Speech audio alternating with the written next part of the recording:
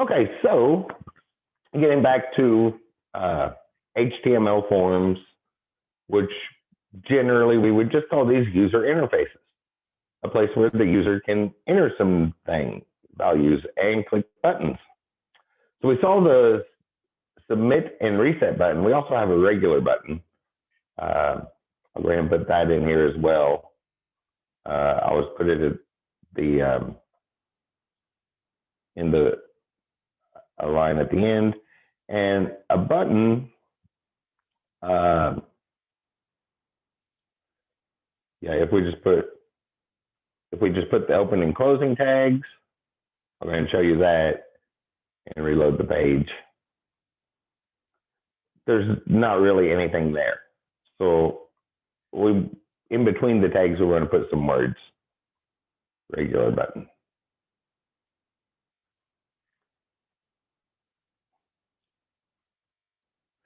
And the regular buttons get used a lot.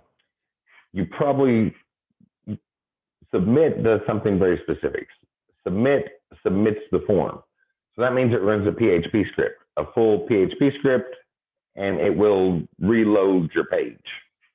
So it'll run, actually we can see all that. If I enter some stuff in all these boxes,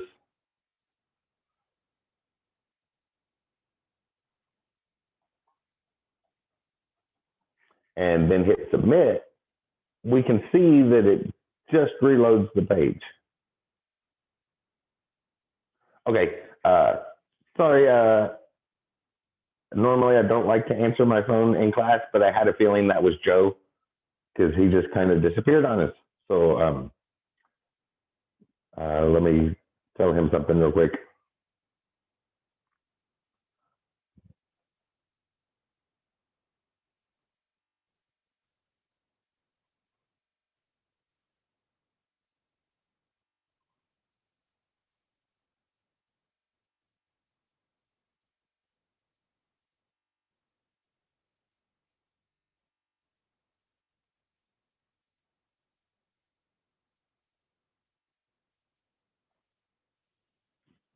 Okay, sorry about that. Yeah, I had a feeling that Joe was going to text me shortly. Yeah, his internet apparently went out. Oh yeah, but as you saw there, when I clicked the submit button, it completely reloaded the page. So that ran a normal server-side script, which when we run server-side scripts, it reloads the page. So oftentimes we'll want to use a regular button to run a client-side script. So then it doesn't completely refresh the page, or in particular Ajax, which connects client-side and server-side together and does background scripting stuff without reloading the entire page. It reloads just a section of the page. But that is a little beyond the scope of this class. So the point is we also have this regular button option as well. And in general, the submit type input is to run your PHP script, submit the entire form at once. And if you have smaller things that you want to do, you're probably going to want to use a regular button and activate a client-side script from the regular button, which we'll see. We'll see in a couple weeks. But we have this attribute called onClick that we can fill in whenever we have some scripts to do that. But we'll see that before long. And that's the basic text idea. And before we continue, one thing, I keep adding stuff here. Notice that it fills up really, really quick, right? It's just input after input after input. There's no sections or organization to it. One of our main types of organization, I'm going to take all of this text stuff. I'll keep this stuff at the bottom, so it's still inside of the form. I'm going to take all of this text input stuff, and around that, I'm going to add this tag called field set. So field set from there to end the field set tag. And that's basically a box around it.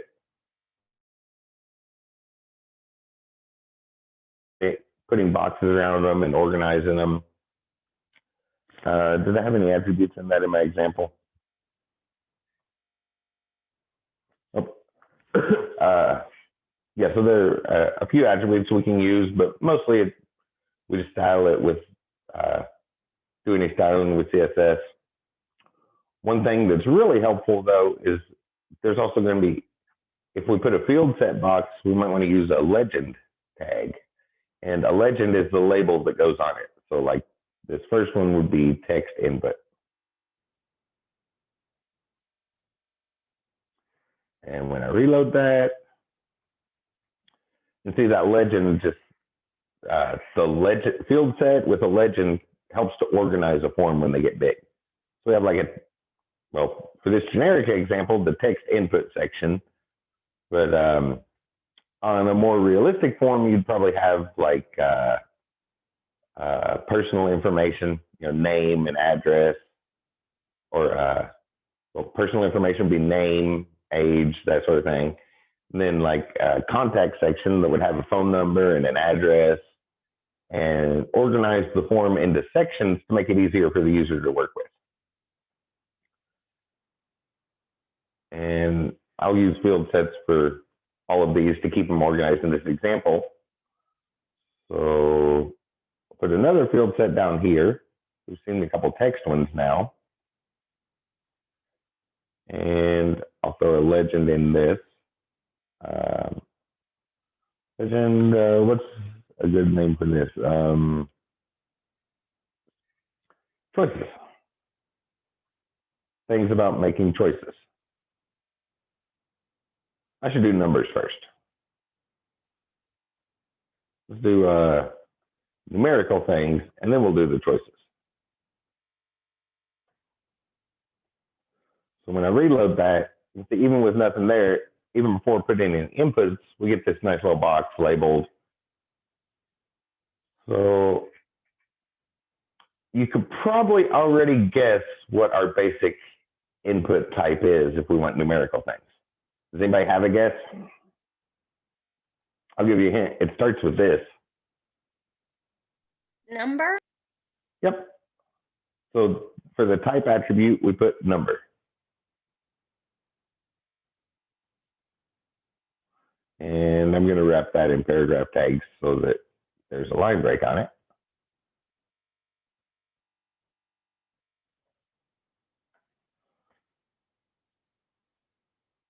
And this is what the number tag looks like. Well, I'm hitting letters, so like G's, type of K, and the letters aren't working.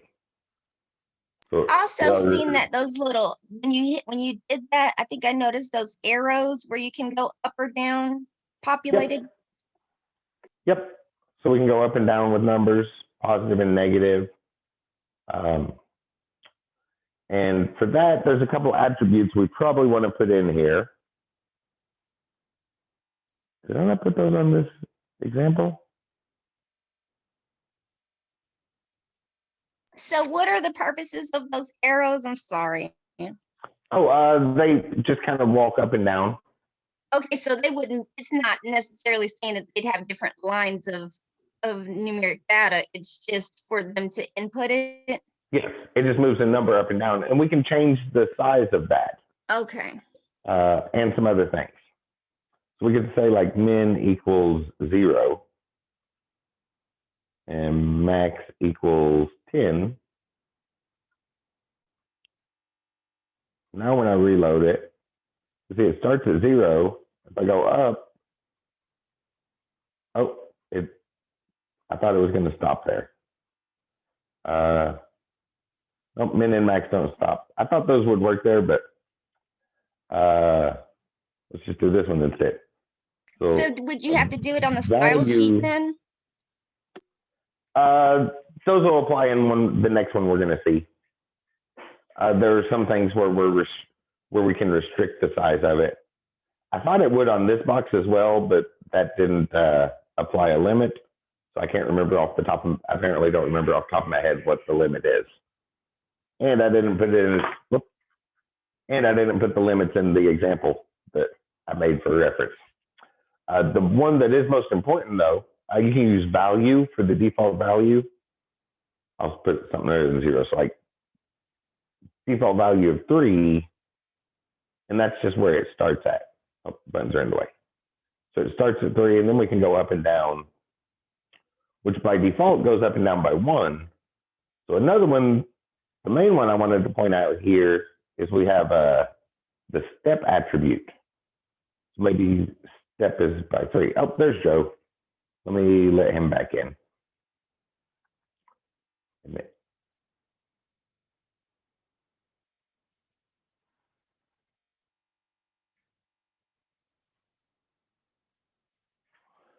Yeah, so we can just change the size it goes up by.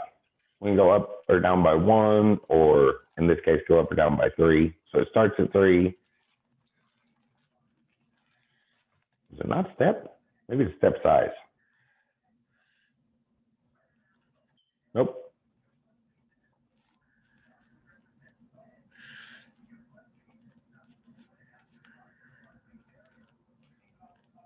Okay.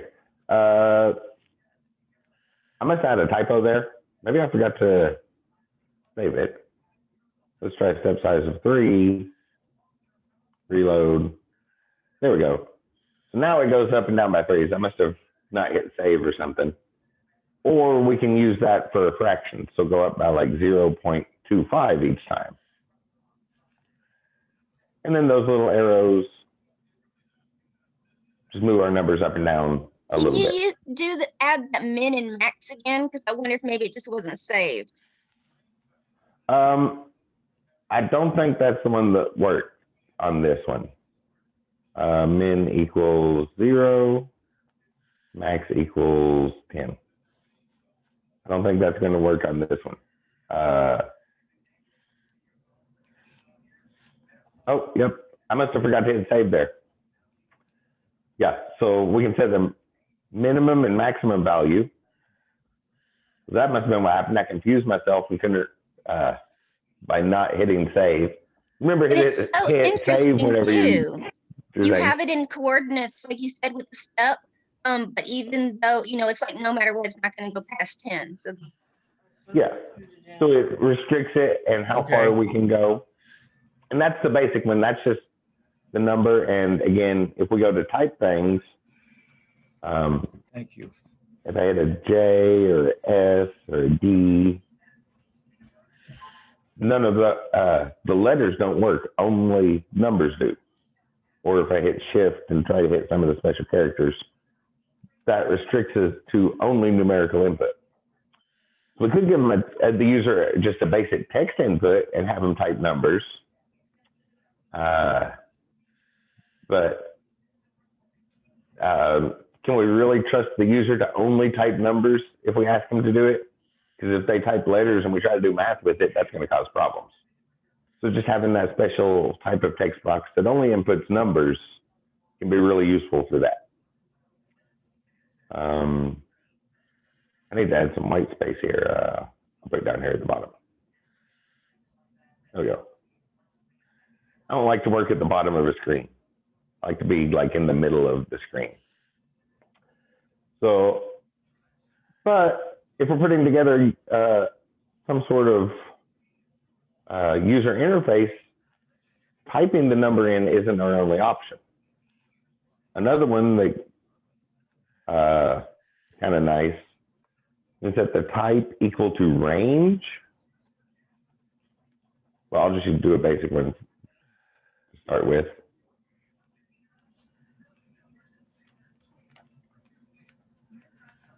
And then that gives us this nice little slider here,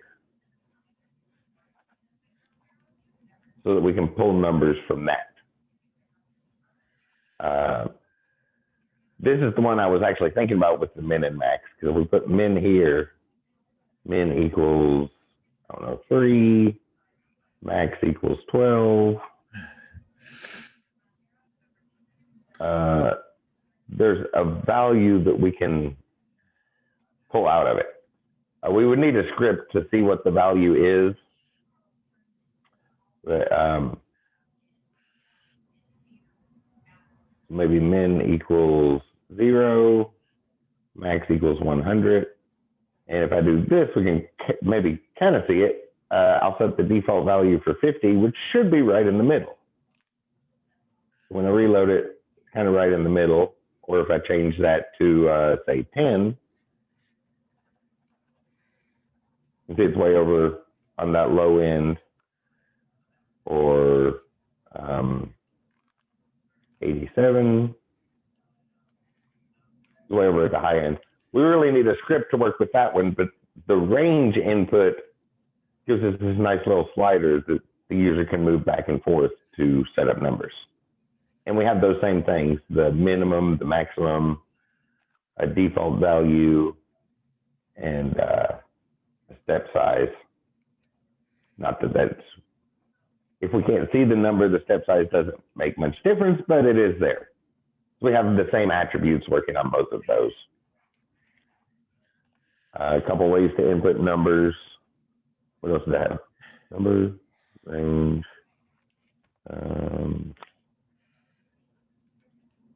Yeah, those are going to be the main two for inputting numbers, and we need a script in order to pull the value out of that. Usually I pull the value out of that and put it back in between the tags. So whatever that is sitting there is kind of doing that, but it requires the script to get the value from it.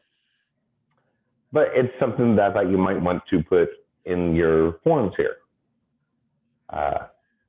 Or you might want to start putting together, and then we will see scripting. And yeah, when we get to scripting, if you have some things that you might want to do on your website or something, a thing that I believe I already said today, the words I sometimes say, out of the scope of this class. When I say those words, that just means it's not in the lecture. You can still ask questions about that. Anything is within the scope of the questions you might have. But when I say beyond the scope of this class or something about out of the scope, that just means it didn't make my lecture notes. If you have questions directly about it, those are we can still answer those. So if you have some form things that you wanted, and maybe a small scripting that you want to include in your site, you can ask me about it sometime like lab time or something, and we'll go over that stuff. And yeah, and then again, the field set and legend just gives us a nice little box around it to organize our form. Because usually forms have different sections, right?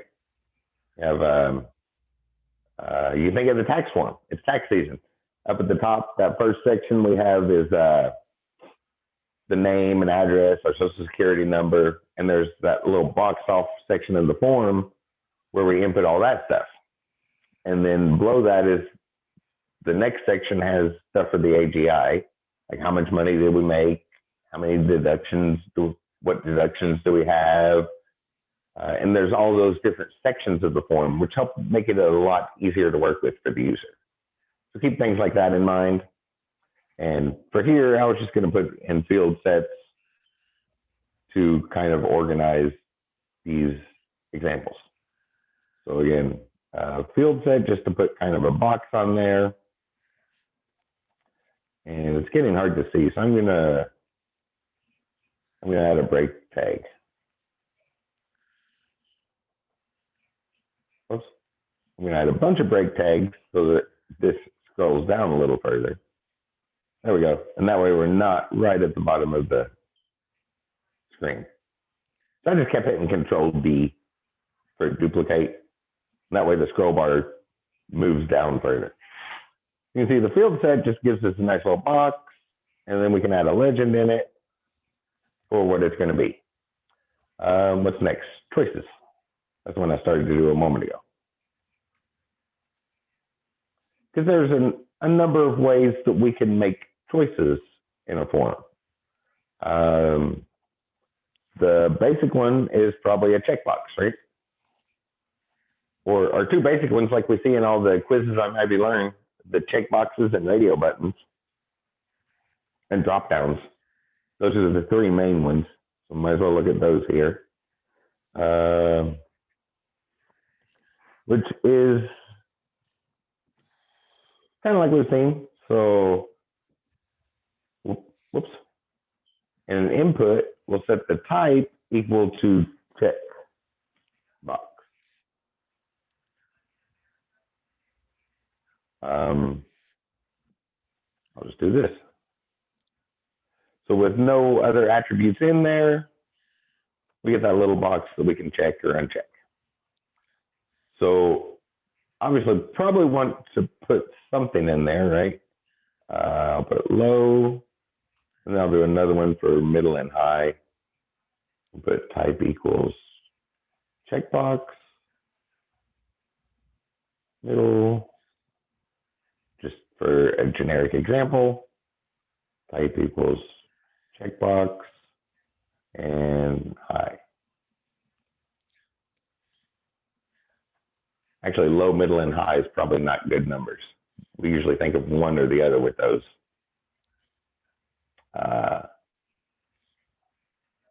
I'll do low, middle, and high on the radio buttons. Sorry. I'll do first, second, and third here. The thing with checkboxes is we can have more than one, right? If there's a square box, most people are familiar with that we can check more than one of the boxes, or none of them. Any sort of combination of checking or unchecking the boxes. So that's what differentiates that. I didn't know that. You said so when it's a circle, you can only choose one, and if it's square, okay. The circle, those are called radio buttons. That's the next one we're gonna look at, and you can only choose one radio button, one circle, but multiple boxes. And the quizzes on Ivy Learner are like that, in case you haven't seen that. When you're taking those quizzes there for the class, if there's a circle, that means there's only one option. And if there's a square, there might be more than one option, different numbers. I didn't notice that, but I'm going to start looking now.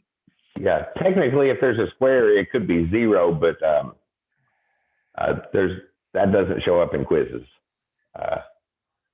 If I ever noticed that in a quiz, I would take that out. That's just somebody being really, really mean when they wrote a quiz, if there's no correct answers on there. Unless one of the options is none of the answers are correct, right?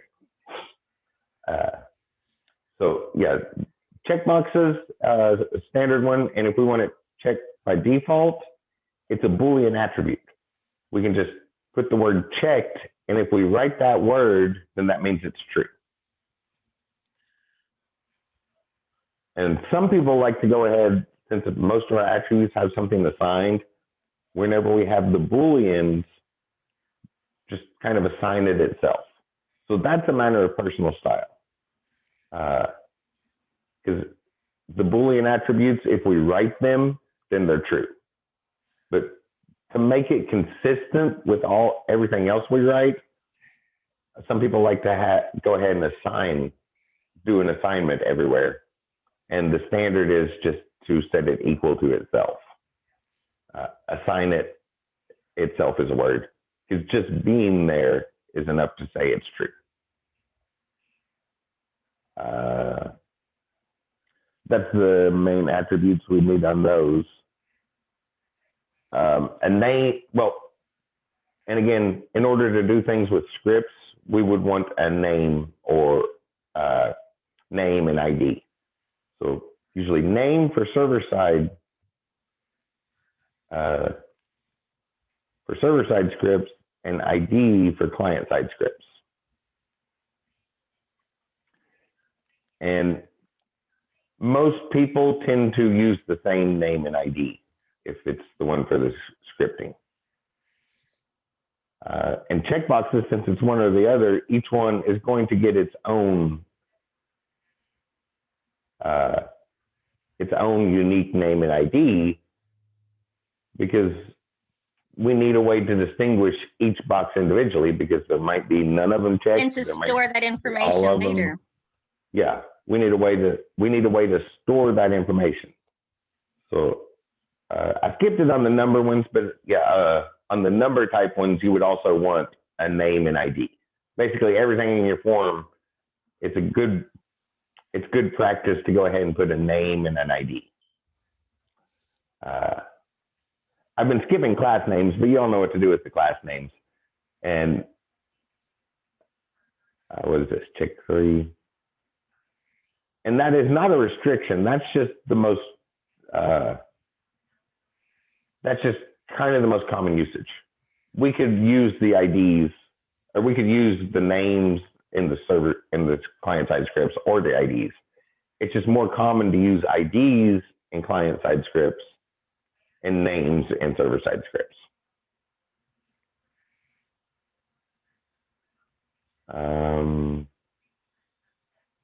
Yeah, I guess there's not a whole lot to the checkboxes. You just want to make sure that it's clear what the box goes to, what word goes with that box, right?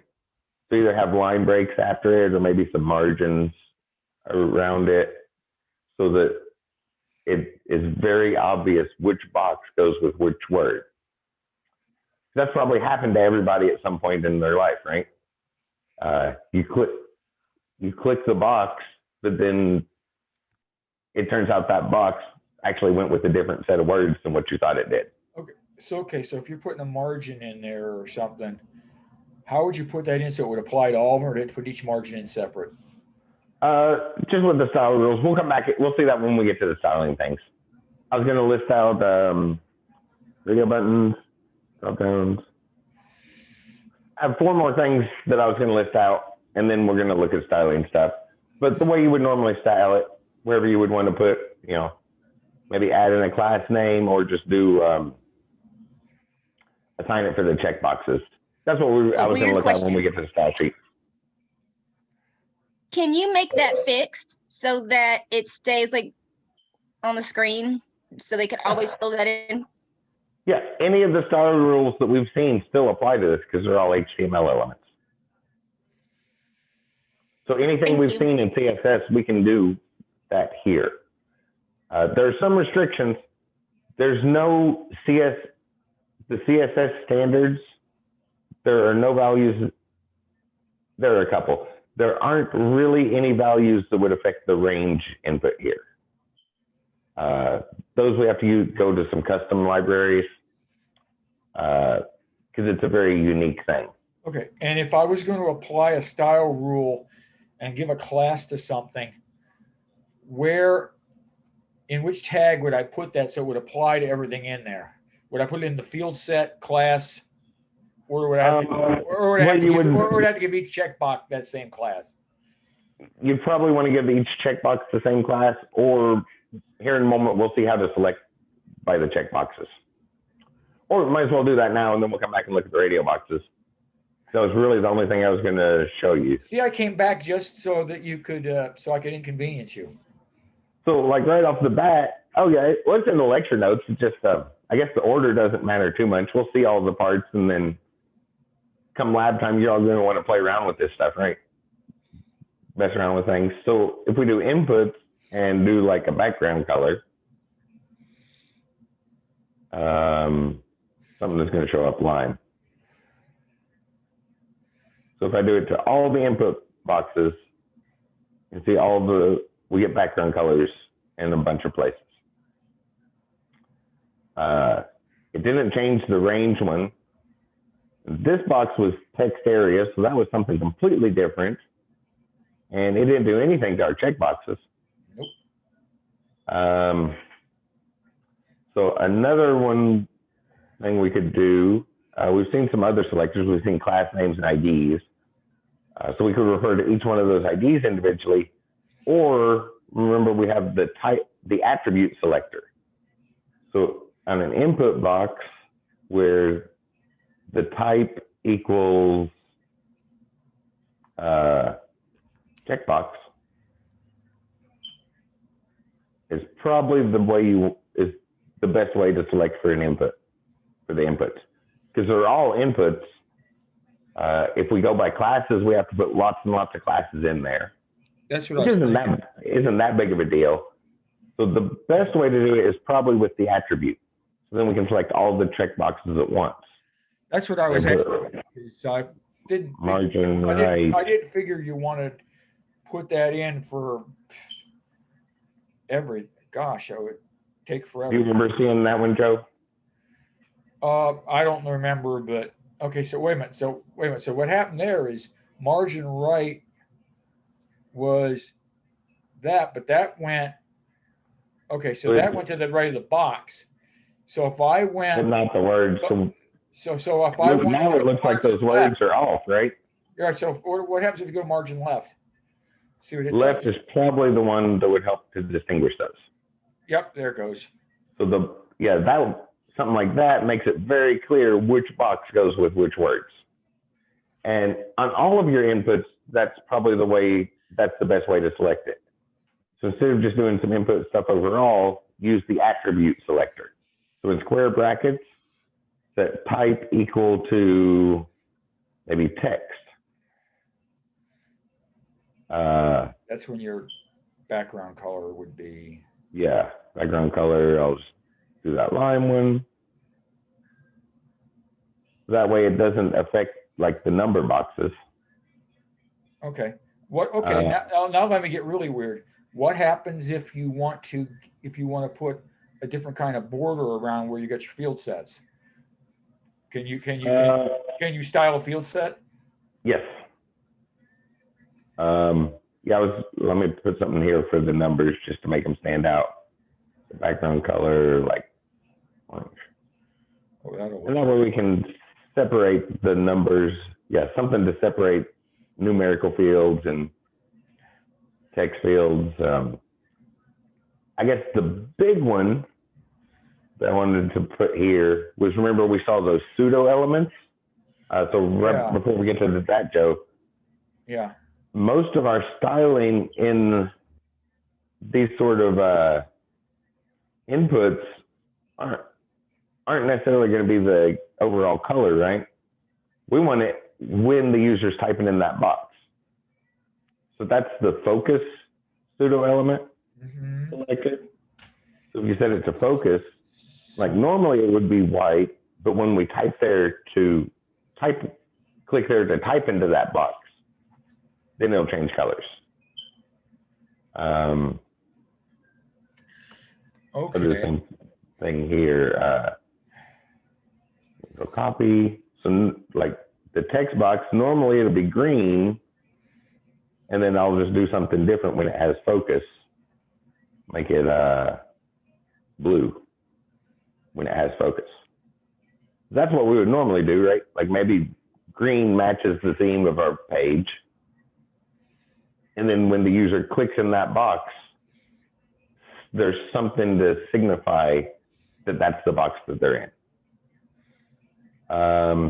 And field set, I'll go ahead and style that like you were asking about. Well, I'll just start putting things in. Sometimes it takes we just take a guess to see what works. Let's see what happens if we say red for color. Notice what happened to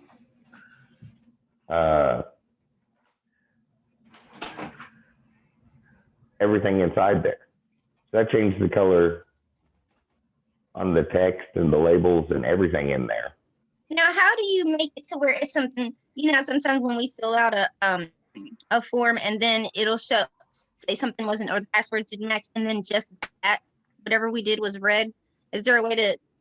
So that we'll need scripting for that again. So you can see the background color did that whole thing. You were curious about the borders, right? Right.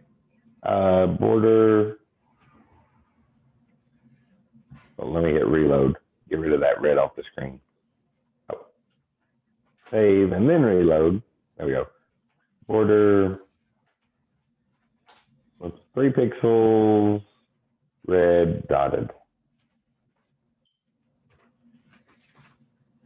So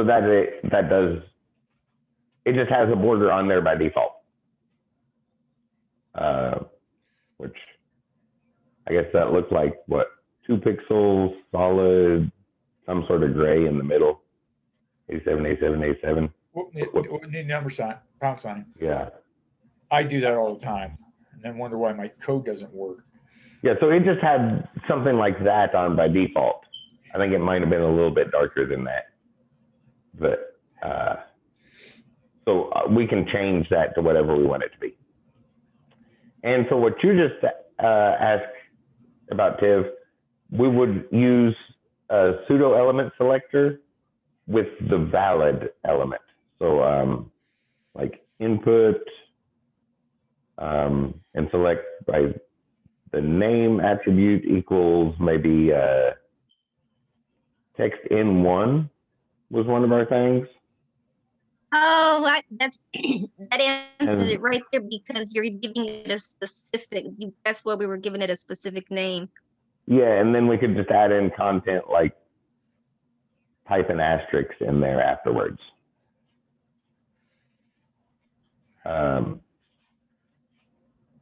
We haven't seen content yet. We'll see content before long. But when we do stuff to make it red, color red, so it so that it changes. That's just the text in there. We only want that to happen if it was invalid. So that's one of our pseudo elements, is we can say when, just like we did here, when it has focus, or in the homework it was hovering over things. We can check things with a script and then return whether they are valid or invalid, whether that is good data or bad data, right? Like if it's something we're going to do math with, we can check and make sure the user actually gave us a number before we go doing math, trying to do math with letters or arbitrary symbols and mess things up.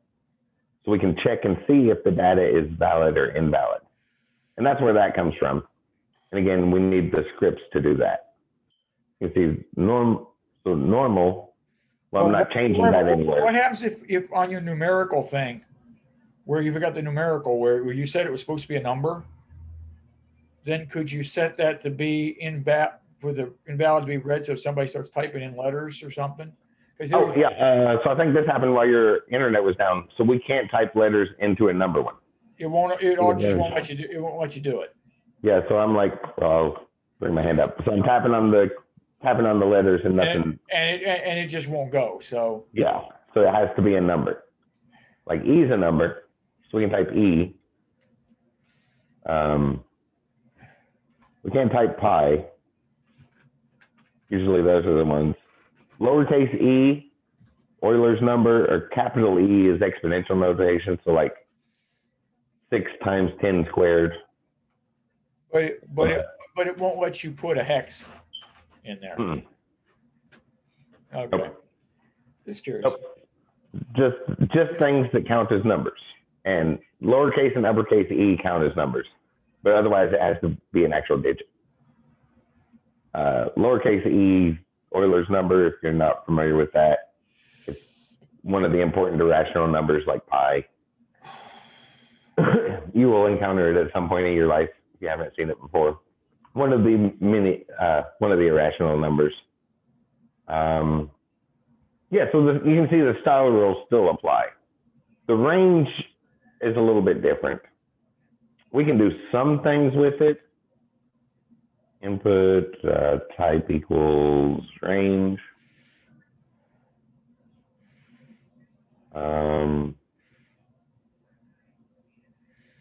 Yeah, I think we have to use all special ones for that. Let's see if I can change the color of it.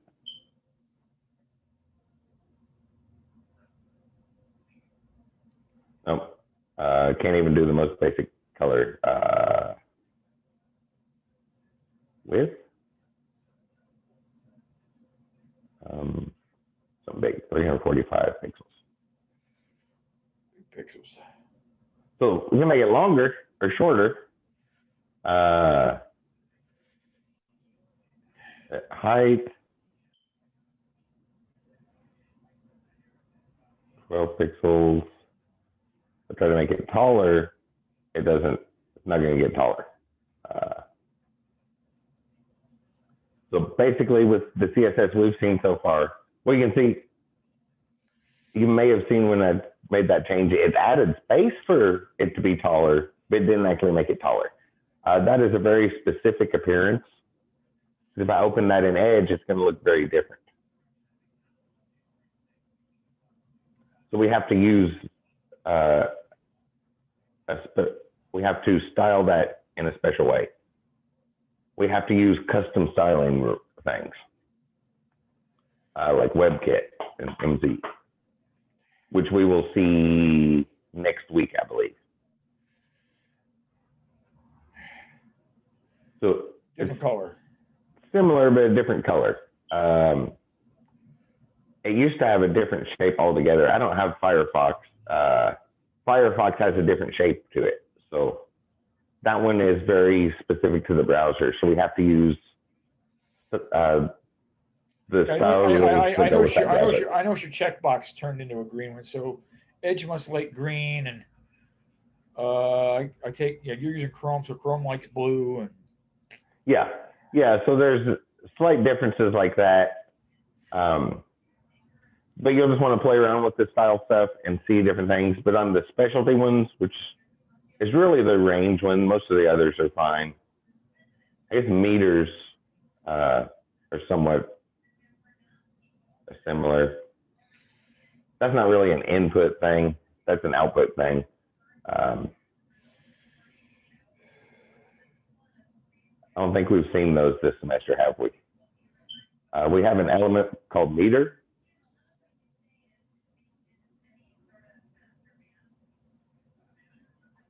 I'll put it on here with the numbers real quick to show you, which is just this box that fills up. So like set a value equal to 50. I think by default it's 0 to 100. Oh, I need to put the min max. Like min equals 0, max equals 100, and value is 50. Then we have that meter that's just halfway filled up. There's also a progress. Oh yeah, progress is 0 to 100. For a meter, that can be any type of any numbers we want. We go from 0 to 1,000. Whereas a progress bar, these aren't really inputs. They just haven't shown up. So it seemed like a good time to talk about them. Value equals 50. When we think of progress, we're usually thinking 0 to 100%, right? So we don't need the minimum. Kind of the same thing, only it has that default minimum and maximum of 0 to 100%. There you go, like negative 200. Negative 200 to positive 1,000 on the meter. And yeah, we can adjust the size of the meters. Then the progress bar just kind of fills up along the way. Kind of the same thing. Min equals 0, max equals 100. But those I have a again, question about that value. The let's see here, meter. If it's a negative 200 and a max for 1,000, would they be able to put 1,000 in or 999? Oh, we can put 1,000 in. That's just what it's showing. It's full. So on our number and range inputs, those were inputs. So that's as far as we, if we say the max is 100, they can't enter anything bigger than 100. But for a meter, if our max is 1,000, it's full at 1,000. We could enter 5,000, and it's just the meter's all the way full. Okay, and then if they do enter that, if they were to keep entering, does it stop entering at 1,000, or are they going to keep typing and then you'll just when it shows up? So those two aren't inputs; those are just outputs. So we can the progress. We can output how far along something is, the calculation has been, like how much progress through the forms we've made. Okay, and we'll see that progress bar, right? Is that where we see? Okay. Yeah, it's like a progress bar, which by default, it looked like the meter was green and the progress was blue. Otherwise, they're essentially the same thing. But those are strictly outputs, so we don't really have inputs. And like here, this number one that we can type into, the arrows only go up to 10. But we could type a bigger number. It just wouldn't accept that number. It would automatically trigger that invalid pseudo element. We saw that in the. When you press it, can you start at maybe the lowest number, type the biggest number, and see what happens? Does it go automatically to 10, or does it go back to the number it was before? Like if you had whatever the default number was, the smallest one, I think what was it, 0.25 or something? We'd have to see a script. Okay. If I hit the submit button, it would just say it's invalid. Oh, yeah, it's invalid. Value must be less than or equal to 10. Or if I tried -15 and hit submit, we just get that that invalid thing. The value must be greater than 0. Which a message pops up there by default, but as far as what we're learning in this class, that would apply to the CSS invalid style rule. We could change our change the styling of that element because the number's no good. Like we can turn it red when that message box pops up or something.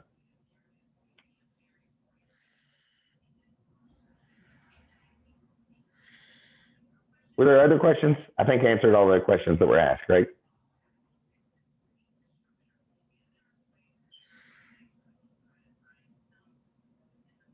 Yeah, that's good. Thank you.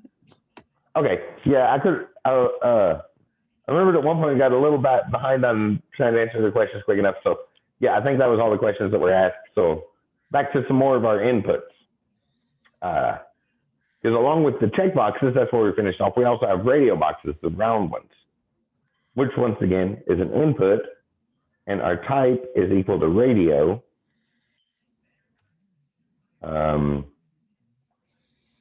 I'll put low, middle, and high here. Input. Before I do that, I'm going to wrap the checkboxes in a paragraph tag, and then wrap this in a paragraph tag so that they're not right next to each other. They're at least on the next line. Input type equals radio, middle, in that input, another input with type equals radio, high in that input, and then a paragraph tag. Whoops, paragraph tag. So the paragraph tags are just there for line breaks. You can see we have those 3 checkboxes. There's 3 circles we can select. But right now, I can select all 3 of them. So they're not connected together. We connect radio buttons together by giving them the same name. So all 3 of them need name, the same name attribute. I'll call it rad1. Just kind of made that up if you couldn't tell. And they all have to have the exact same name. So in the checkboxes, it was check 1, check 2, and check 3. But on these, they have, all 3 of them need the same name in order to tell that it's the same one. Now when I select low and then go over to middle, I can't select both of them at the same time. So we use the name attribute to tie those together. Yeah, I'll say that one more time because that's an easy one to forget. We haven't seen the name much because we've been looking mostly at CSS and seeing classes and IDs. So for radio buttons, the name attribute has to be the same in order to connect them together. The browser will know they're the same button when they have the same name.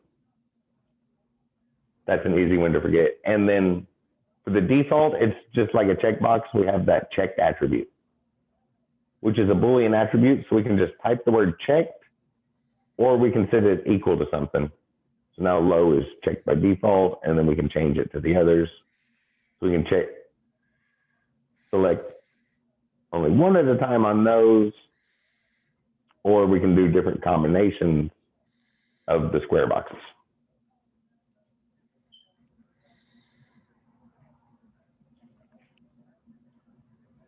Our other big one for making choices is the drop-down option, drop-down boxes, right? So that is a select element.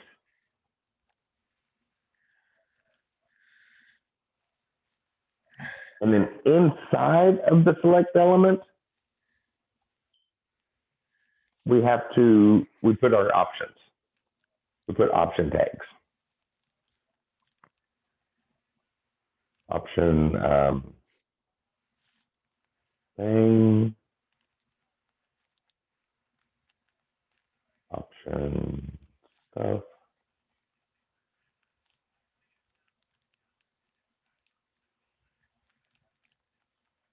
Just a couple words there. And that gives us that nice little drop down. But notice the one that's wrote first shows up by default. So typically a common thing to do is leave the first one blank. So that way there's not anything in the default. And one other thing that's important when you start doing stuff with these inputs is here, that word, in this case, what I highlighted there, thing, is just some text showing in an HTML element. When we do stuff with it, it's kind of tricky to pull that text out. It's not that tricky, but we want to also assign a value to it, which typically matches what the option says, or something that you can work with in the script, right? You might have 3 words that mean something to the user, and then the value is like 1, 2, and 3, kind of like that low, medium, and high thing. And then we just multiply by 1, 2, or 3, depending on, or divide by 1, 2, or 3, depending on if we want low, middle, or high. But remember the word in between the tags is just a word. So we need to set the value attribute so we can do stuff with it. But that's later, because right now we're just looking at putting these together and making the words appear correct and stuff. So the big thing to remember is it can be really nice to have that default option that's just a blank one. And that way it doesn't try to put words in there by default. Our textbook also has referred to another one. I don't have the textbook with me. I made a note in here. I thought I did.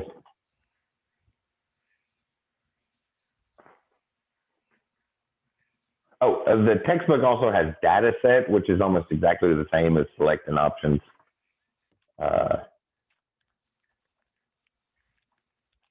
Actually, it's exactly the same. I've never used them differently. And by default, there is no difference between them. I think the thing springs first in my mind is the data set sounds bigger, right? So select for short options, data set for big options. But the textbook mentions that one. It's kind of the same thing. We have the outer tag and then a whole bunch of options inside of it. And that's how we get the checkboxes, the radio buttons, and the drop-down menus. Our three options on preset ones, the numerical inputs and the text inputs. So there was a couple others I wanted to show here. I'll just add some stuff down here at the bottom. Another little field set in here. Oops. That needs to be a tag. Field set, and in the field set. And I'll just give this one in the legend. I'll call this special. Some of the special ones that we might use. We saw one earlier, right? The input, type equals color. And then again, the name and ID and all those attributes to identify it. And we get that nice little color picker. You can also set a value on that, which I think I need the hex. So 23EDA7. Let's see if that was right. Okay, yes. So we do, it goes exactly like the CSS. I can't remember if we needed the pound sign there or not. But the value just gives us that starting point, the default value on that. And we can pull the different numbers off of it. And that's what I really like the most about this is we'll have other stuff on the page. Like, I don't know, I'll just put it in the body tag. Like body, background color. Maybe we have some background color picked. So like a linear gradient. Oh wait, that's an image, not a color. Linear gradient, 23 degrees. Goes from 43 D8 49 to 43 D8 A2, something like that. We have some sort of background color showing, right? And while picking colors, I like to put a color picker right there on it. Then we have that comparison so we can see and find colors that match right there next to it. Otherwise, the only use I could think of it is if you were making an online drawing application, right, where you're going to set up lines and stuff, and those are complicated and big and need a color picker. But that's something I often do with it is have that box right there so we can compare it to the other colors on the page and find some, kind of see the direct comparison while they're right next to each other. Is pretty much all I use that for, with the exception of the, like I just said, a drawing app. But I've been working on one of those for years, and those are big programs that take a long time to get going. There's a lot of stuff that goes into those, unless you have a big team. But color pickers might be useful. You might have another use for it you have in mind. I'm gonna put that in a paragraph tag, just again to get line breaks. And the next one, whoops, input type equals password.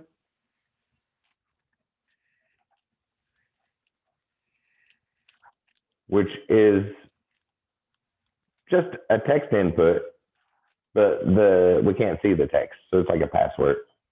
The text is hidden, but when we pull the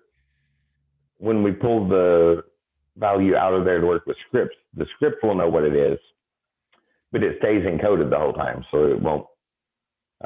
You can't see what a text input box that you can't see what is being typed in there. You could also do that with CSS. Use the content property so that every time something changed, you just replace it with an asterisk or something. But it's a whole lot easier to just use the password input. Numbers and date is the other one I wanted to show. So we also have another common one that you're probably going to use a lot on forms is the type equals date. Oops, forgot quote marks.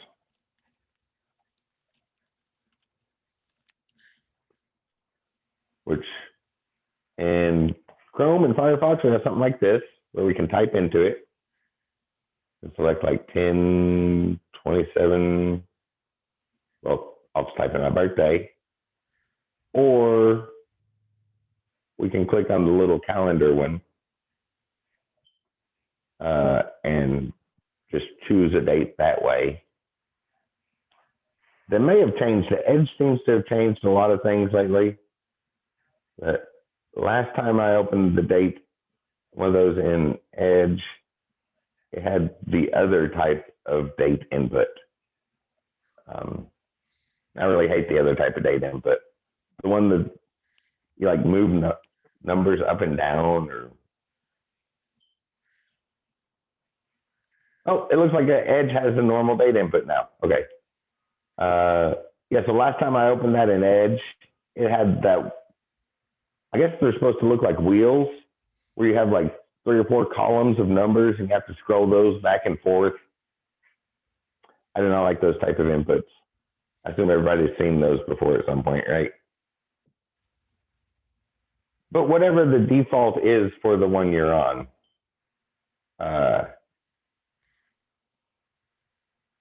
you can just type the date, get dates in that way, properly formatted dates.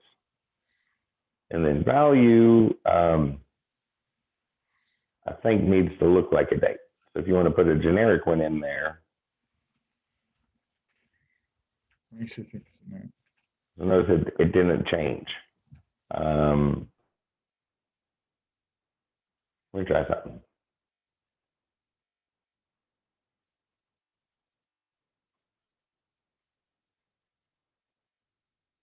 Yeah, I'm not sure how to put a default value in there.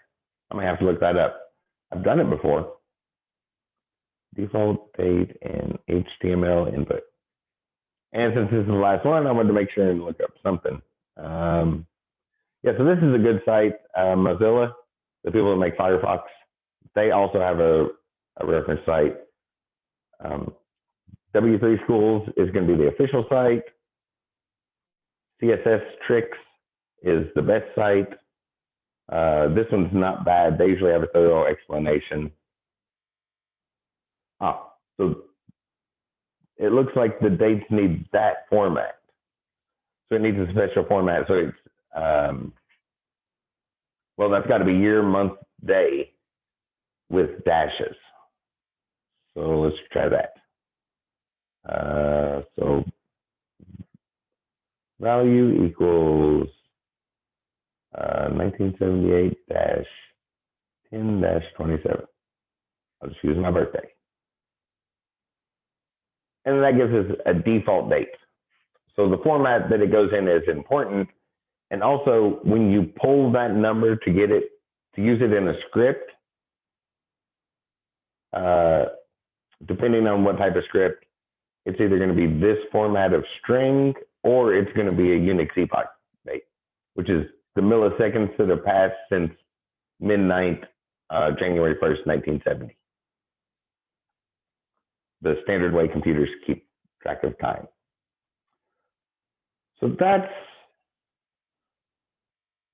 a bunch of form elements, things that we can put together user interfaces and make them look nice. So you're going to want to mess around with that. As always, just right in this class, we'll see a little bit of scripting here before long, just some basic things like the server-side script is what I had in mind for that is we'll have a text area and we'll just pull the text out of that and write it to a text file. The client-side script will have a button that something happens when we click that button. So, but you'll might want to play around with those and get practice putting user interfaces together so that when you move forward and are ready to start scripting them, you have a much better idea of what to do with them.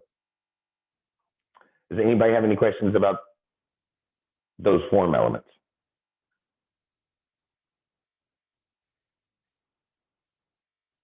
And what we saw here is not an exhaustive list.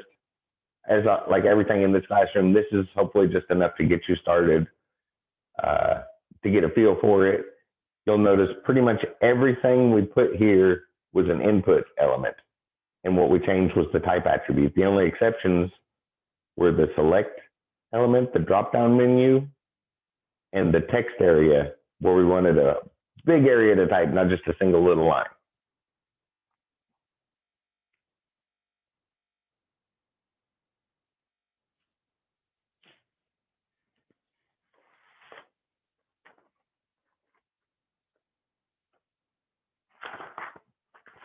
All right, do I have anything else in the notes?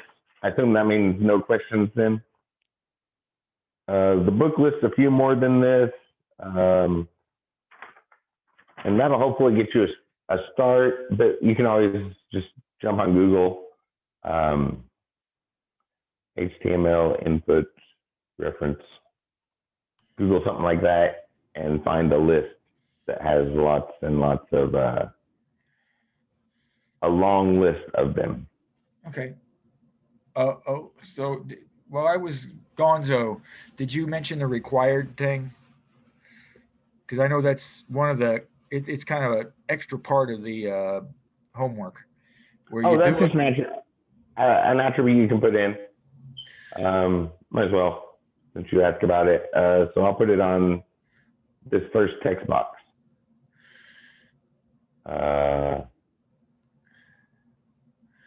Yeah, I almost never use that myself. I'll put it on the first text box. We have another attribute we can add in is required, which is a Boolean attribute. So all we have to do is put that word, just say it's required. So now if that's blank and we try to submit the form, we get a message that says have to fill that one out. Okay. Now, I know that's one, they have you do the assignment, you do all the good stuff and it pops out like it's supposed to. And then they say, okay, now put the required stuff in there. And then somehow it was kind of weird. They said, do it, set it up in your thing, and then try to submit it without it and then have it pop up so that your instructor can see that it works or some crazy stuff. And I don't know, it's kind of weird. I don't know. I'll look at the code and see if you put it in there. Typically, the example in the textbook. Yeah, because they have you save it and then they say, okay, now. Required. All right. So I just throw that at the end and.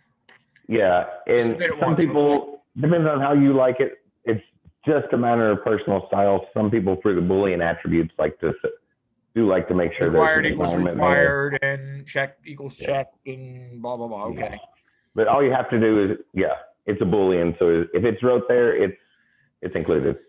And what it does is when you try to submit the form, it doesn't validate.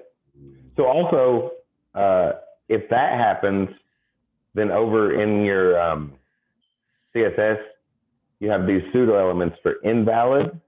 So if it's required and you left it empty, then it has that invalid syntax. But there's also a valid one, so that if it's okay, you could change how it looks. Yeah. I don't think they had us do any messing around with that. They just kind of, but they made a big deal about the required. Yeah. For that you had to fill all the fields out, and if you didn't fill a field out and you tried to submit it, it blew up or got mad and give you the. Too bad when that happens, it doesn't have a WAV file that goes or something like that. Yeah. Oh, you could add that. So that's the point I was getting ready to make is I never use those attributes because there's a limited number of them. Right? Like there's a very limited number of things we can do that way. And if other stuff is invalid, we can't bring up that default message box. When you say a limited number, do you mean that there's a limited number of times that you can use the attribute, or just that meant there's a limited there's only so many things we can do. So we could say like this text box is required, or we could do an input that's an email type. We didn't see that one, might as well. Input type equals email. Might as well look at that then. So here, if I type something, just some random letters, and hit submit, hit that rule first, hit that required first. Now hit submit. it can tell that's not an email address. So we can require things, and we can do email, or here, if I make something that's too big, we can, yeah, skip past that. We saw this one earlier, I think. If I made put in a number that's too big, it says it has to be less than or equal to 10. Yeah, the message kind of pops up there. But there's not very many things that we can check that way. Okay, so what it does it looks for the first thing that's wrong and flags it. Yeah. So if something else is screwed up on the form, you don't know until you try to resubmit. Oh God, now I messed up. Oh, now I messed that up. And you hit the submit button 19 times, get mad, and don't bother. So I don't want to give you any feedback anywhere. X. Yeah, and when we want to check other things, like maybe we didn't have this checked by default, and they're required to check one of those, right? I guess we could put that in required. But certain things that don't fall into those categories, we can't duplicate that message box. So then now, how would you code it? It doesn't look consistent. How would you code it if you gave somebody the option to look up something by zip code, and then they, or the other one? You know how sometimes you can choose your input. So all of that's going to happen in the script. That would be along these lines. Yeah. We would have to have the script check what they want and then adjust the boxes. So basically, these other little things like the required are using scripts, but we're not seeing them. They're pre-built scripts, and also we can't really duplicate them. Is why I don't like them. And we can't change them either. It's going to say what it's going to say. Yeah. So what I like to do is something that I have control over, like, well, where this email input is right here, I will usually have like an empty span tag there, and then if something goes wrong, words show up in that span tag with little asterisks and they're red, and it says that, and that way it's the same error message no matter what goes wrong. But that's just me personally. I guess the required one is kind of useful because it catches it really quick. Just personally, I tend to avoid that one. Does that answer your questions, Joe and Tiv? Yes, I think I'm going to avoid it too. Yeah. Yeah, you can't avoid it for the homework. Yeah, it is on the homework, but in the long run, personally, I like to have control over when things go wrong. So I just check them myself in the script, and if it's no good, then send back a message. But that's what's so great about this, and that way all the messages look the same. You can kind of figure out which one works best for you, because doing it so many times, it may be something that feels more natural, and it takes time. That's why we split it up. That's why in this class we're just practicing how it looks. We're just practicing where those are. How wide are the boxes? How wide's the input compared to the label for it? Line those inputs up, line and everything up so it looks nice. And then in the next two classes, the SDEV 250 and SDEV 253, then we learn to do stuff with the forms and spread it out. That way we get a better understanding of it. And then over time, personal style develops. Hey, Chris, let me ask a question here, because maybe this is why it looked different in the book. They had us do the labels. I thought they had us do the labels separate from the input, and then all our label elements were floated left and aligned right, or text aligned right. If I nest them, that doesn't work, does it? Nope. Ah, well, then that's why they had to do us had us do it that way. So I screwed up by fixing it. I'll have to unfix it. There's different ways you can add spacing between them and different things.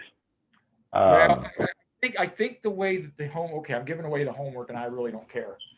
The way the homework went, that's why they had us do the label separate, totally separate.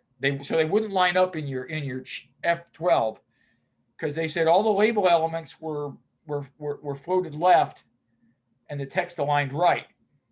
Because if I nest them like you had us do it, I don't think that I could check, but I don't think that's going to work. Oh yeah, that would still work. Will it? Well, I thought you said the label was left and the input was right. But if it's the label is on the left, then the input's still right next to it, and the text just flows over to the right. Try around. Give it a couple tries. Okay, well, I'll tell you what. I fixed it when you said that. I just went into my CSS or my code real quick and fixed it. Yeah. When we get to playtime, in fact, I do it. Heck, I do it now. What the heck? I text. So here you have the label. And what they did is they moved it all the way over to the side of the screen. Right. And then the input is the very next thing, right? Right. Exactly right. That's what they want. And the text floats right, so the text goes to the right side. It'll align. Text align is right and float is left. So all the labels float left, and the text boxes are obviously that floats left, and the text boxes are to the right. So, well, I'll tell you what. I'm going to see if I can I'm going to see if mine will go into I've got it right here. I'm just going to hit the button and see what happens. I just hit the button. Hang on. Let's see if it still did it. Whoops. Let me go hit the contact button. Doink. Yeah, so that's something to mess around with at lab. Well, guess what? That doesn't work. So I have to unnest them. I have to unnest them to make it work, because otherwise all my names go on top and my labels go on top and my boxes go on the bottom. Yeah, you'll just want to mess around with it. So I cannot nest them the way you had. As soon as I got to unnest, I got to fix that. Okay. Yeah, there's different options. I'll fix that real quick. Yeah, because like here. Well, I'm glad I checked. I mean, I thought that it didn't hit me until. So that means that on this particular form that they had us do, if I did the F12 thing, it wouldn't show them together. Okay, that's all right. I'm gonna go. Yeah, there's different things. I like to do it that way so they move together. Well, yeah, and this is a that case they always stay connected. But in this case, they don't want them to. That's their problem. Yeah.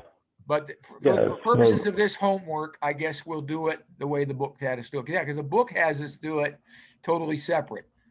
Yeah. So they do not nest them. Yeah, that's fine. Well, I'm glad I mentioned it, because otherwise, the book told us this way, Chris told this way, and at least now we know the dumb thing doesn't work. Because what I'm going to do is I'm going to save my file, and I'm going to reload the form and see what happens. What the heck? Yeah. I mean, okay, so let's reload this form. So you can mess around with that. It works. Mess around with that at lab time, too. Okay, yeah. Well, I can already tell you it's fixed, so that's cool. It's fixed. Okay, yeah. That's what lab time is for, to mess around with stuff. So we got a couple other things to go over today. Okay, cool. I'm sorry. So the next thing is a very useful one that our book does not mention at all. Two very useful things with style sheets. We got a few minutes left. These will go really, really quick. Our book doesn't mention it, so it's not included in, it's not going to be in any of the homework, but it's a very useful things to see. So I'm going to call this variable.html. It's called CSS Variables, which for those who have had some other programming experience, you'll know a variable it refers to a named location in memory. This means we're going to store something to a useful name. We're going to keep a reference to things around, and we can do that in our CSS. And then also at the bottom of the next page of notes, I went ahead and doing calculations because we haven't really seen that yet either. So I'm going to start a quick website here, or quick web page. Nothing too fancy on it. I guess I'll put a main in here, put some main tag to hold things, and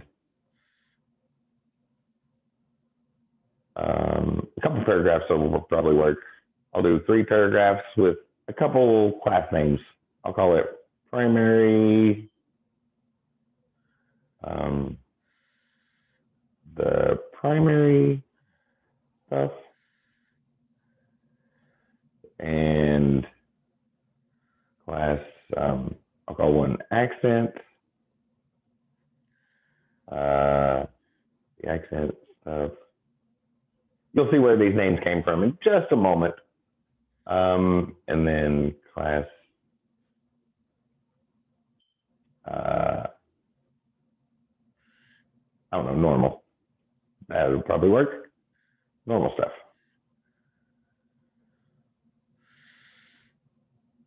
So thus far, when we go to style these things, we would just type all that in, right? We have those different classes. So like class accent, and then we'd set up some color for that. The paragraph dot primary and dot normal. And if some of them, I'll go ahead and save this. I'll just give it the same name, variable.css. And if they were going to be the same, we would have to repeat things, right? Like if we wanted that color, I'm just going to make one up here. E2, A7, 34. If we wanted to use that same color, we'd just copy and paste that in a couple places and kind of pull up the same color that way. Oh, I guess I should open this page, huh?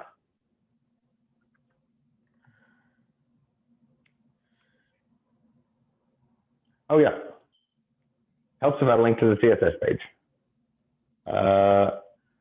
Stuff we've seen a few times, right? I always miss that step. Style sheet reference is whatever I called that, variable, .css.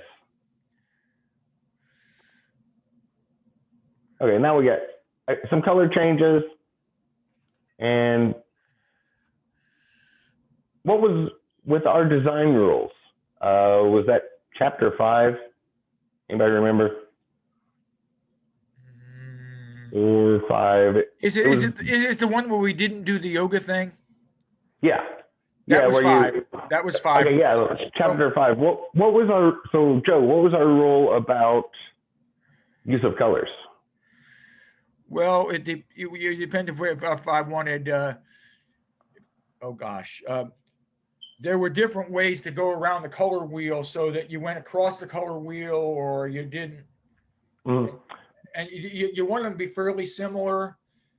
You didn't want to go too, and you didn't want red and green to be together because of color blindness, and you wanted to be complementary colors or, oh gosh, what are the other terms? And we didn't want very many of them, right? Yeah, right. You didn't want a ton. You don't want your page to look like a rainbow exploded. You don't want it to look like Jeff Gordon's race car. Yeah. Yeah, so we probably wouldn't use a lot of colors, right? So maybe something like this color, let me pick up in 44, 55, ED. That's gonna be some sort of blue, I think. You know, just a couple colors there on the page. Right. We wouldn't want to use very many, which means they're going to be used over and over and over again. The yoga site does that a lot, right? There's only a couple of colors, and we keep copying and pasting them. Yeah. So that's where CSS variables come in very, very useful.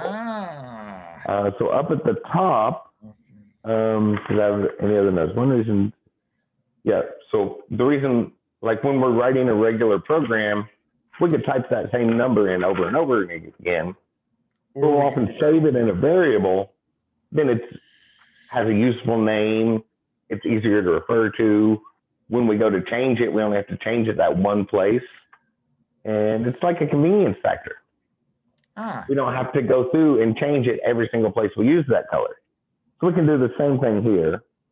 So if we want to apply everywhere, we haven't seen this one. We could use the body tag because everything's in the body. It's going to carry through to that. We can use that wildcard selector. It'll carry through from that. the formal nice one is we use a colon and then root. So that is the base element. So it's the very, in this case, our root element, everything else is nested inside of an HTML. So that in this case, that's like saying the HTML. But we haven't seen it, so I thought I'd show it.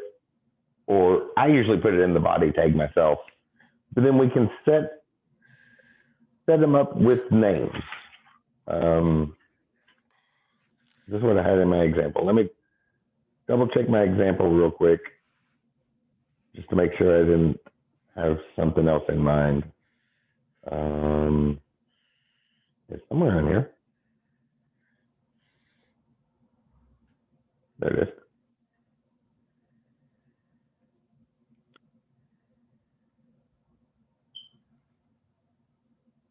Nope, that was all I did. In the example, I just put it in the body tag because that kind of fit with what we had. I mostly just wanted to point to that. We have this root element we can refer to. But everything we have is inside the body, so we can put them here. We probably have you're probably using the body tag already. If you want a variable, it starts with 2 dashes and then some sort of name, like my primary color. And then we give it a value. So here's what I had for primary color. So I'll just copy that and place that in there just like we would for normal CSS. And then like my accent color. And I'll just copy and paste this one. And then to access that, instead of typing the color down here, we call this function var and then refer to that variable. So the 2 dashes again and whatever I called it. My accent color.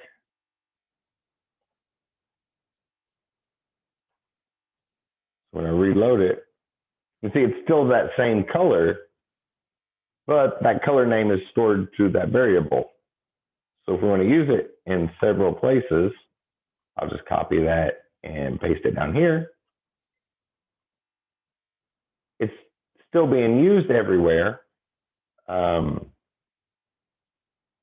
Paste this and change that to primary color.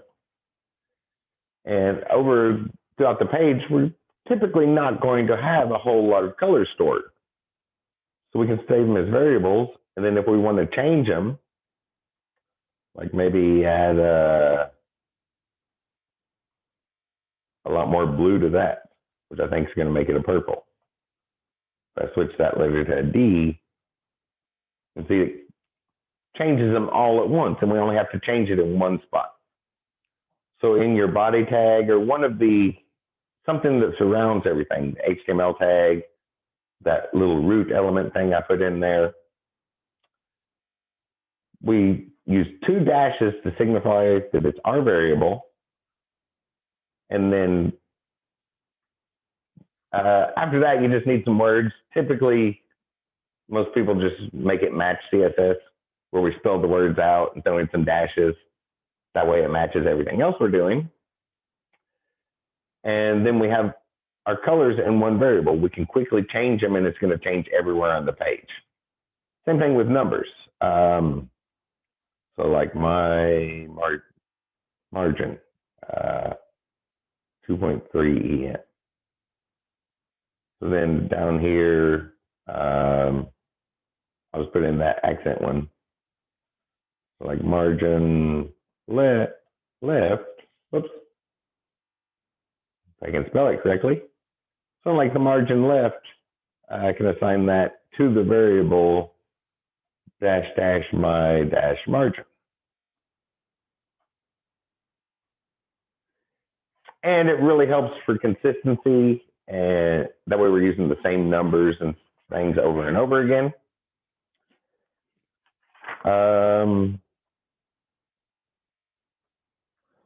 Yeah, and then I would have scope of wherever you nest it. So it's a good idea to go ahead and put those all the way up at the top.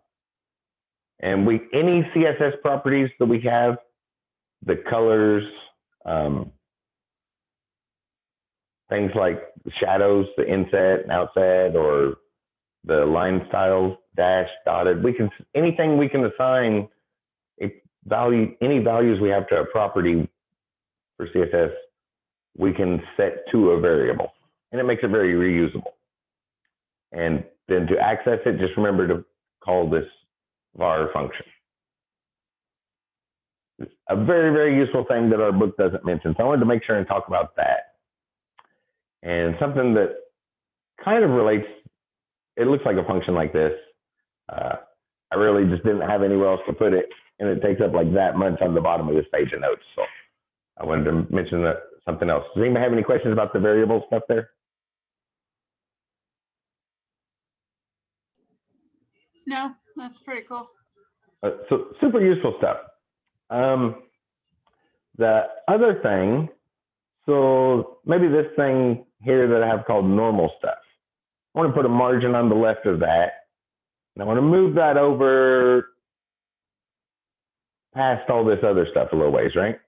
Somewhere past all that. And we could do trial and error with what we've seen so far. Like margin left, I don't know, maybe it's 123 pixels over, and just pick a number, move that, see where that goes. You know, maybe that looks good. Maybe it takes a few tries. Or we could sit down and do some basic math, just some rudimentary math, which we could also do the math right here in the CSS. And to do that, we type in calc. I kind of hinted at this one day, but didn't want to talk about it at that particular time until we've had a little bit more practice. And then inside of this calc function, we can do our basic arithmetic, add, subtract, multiply, and divide. Maybe we could go 123 pixels plus 5% of the screen, 5% of the parent element. So many pixels over, or maybe 12 pixels plus 5% minus 1 EM. Oh, I missed a semicolon. And move it back and forth and actually do the math right there. I don't know if those directly go together, but when I was organizing things, it seemed like that kind of fit with variables more than any place else. And we have our basic add, subtract, multiply, and divide. And I already used pixels, percents, and EMs here, so you can see any of our units mix. So we can mix and match our units that way too. That makes it a whole lot easier to position things.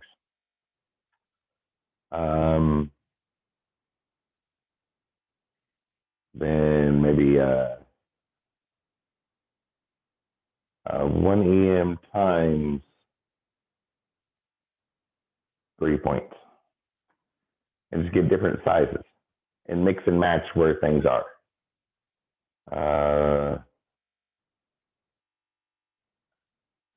I didn't want to make that smaller or something like that. But we can do the math right there. Usually not a lot of complicated math, mostly add and subtract. Sometimes you might need to multiply a little or divide, but something to play around with at lab time. There's quite a bit of that today, right? So one thing to remember with the calc function here is your operators have to have a space around them. So this is like 12 pixels, then space, plus sign, space 5%. And same thing with the minus sign. Like 5%, space, oops, 5%, then a space, minus a space, and then our next units. So the operator has to have a space around it. Otherwise, it's very, very useful, and we can do the math. So if we have some sizes, I think this showed up when we were doing layouts, maybe. I might have hinted at it that day, but waited to show that we can actually do the math for all our different sizes things. Yeah, I didn't want to show it that first day when we were first looking at all the different units because it's confusing enough just getting used to the units. So hopefully now y'all messed around with those and kind of got to have a better sense of the different types of units we have to work with. Pixels A and question points. about the units. What's an easy way to know the difference of PX and EM? Like just something that, oh yeah. It just depends on what you need. Pixels, PX is pixels, and EM is the largest letter in your font. So usually a capital M. So think of an EM or an M. Well, that's what I call it, an M probably. It's like an M. And So just think of it, it's like each one is like a letter space. So 5 EMs is like 5 letters. So if I want an extra 5 or like 5, spaces, which is about like a letter, and that's what I want. I want 8 EMs. So I want to look at it that way. If I want, so it looks like in this font they're the same, but yeah, with what Joe was just saying there, Tiff. Here it looks like 5 M's and 5 lowercase i's are the same, but that's not always the case, right? Actually, if I put it on that web page, it wouldn't show. Were you gonna say something else, Joe? No. And I understand what you meant. I'm sorry. I appreciate that. Thank you.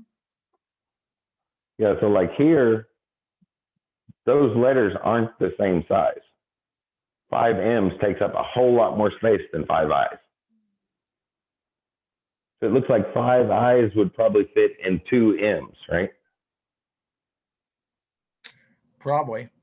Okay. And each font type is going to give you different spacing, because if your main font type is Arial narrow, 5 EMs is a lot less than if it's in Arial or Times New Roman or something else. So does it, like, speaking of that, Joe, when you do that, Chris, does it automatically account for that different size with the font?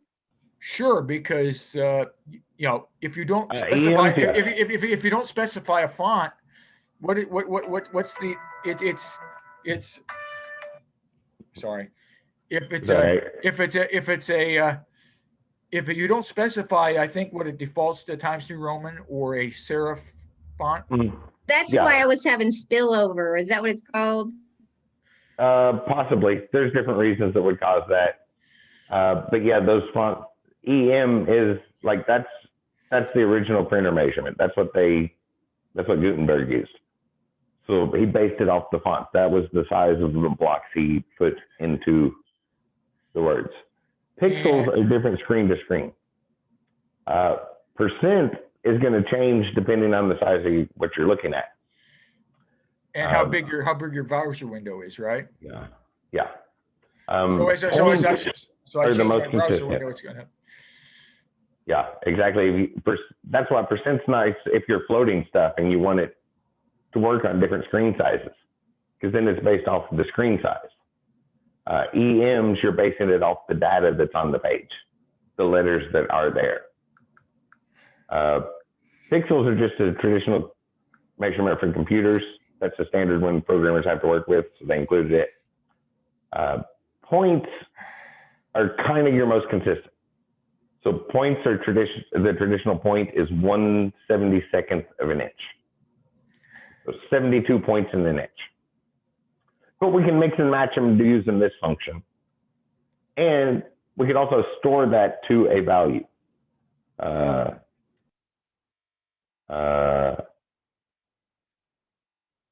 I just copy this all up here. We can store that in a variable and then get to it from the variable here, which is a lot of extra work if there's only one of them. But when we're going to use that same spacing 50 times on the page, it can say it's better than typing this in over and over again. Any questions about those?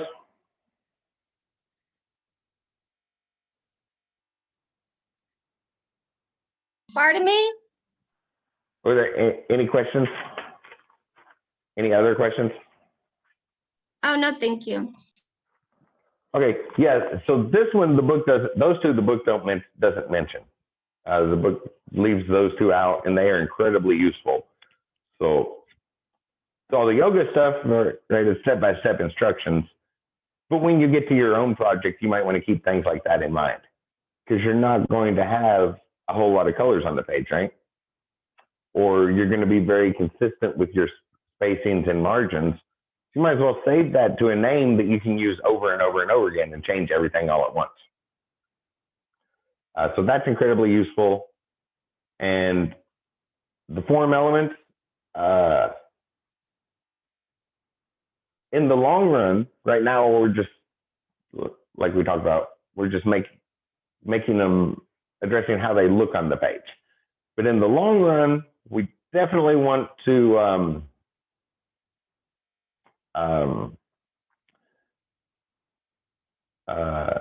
have a lot of practice at it. Sorry, I couldn't think of a good way to say that. We want to be well practiced at this before we get to scripting. That way, when you get to the 250 class or the 253 class and you start writing scripts, you can focus on learning the scripts and you don't have to practice on learning the input and output areas. So that's probably the main thing to practice on for in today's lab time would be my recommendation. It does take a little trial and error getting used to it. And this thing here, we couldn't really style with the stuff we've seen so far in CSS. We will see that next week. If not next week, because there's not a whole lot to it, it'll be in week 8. So we will see how to style up things like that, make them look a little bit better. But it's another one of those things tacked on at the end. So unless somebody has any questions, that was all I had for today.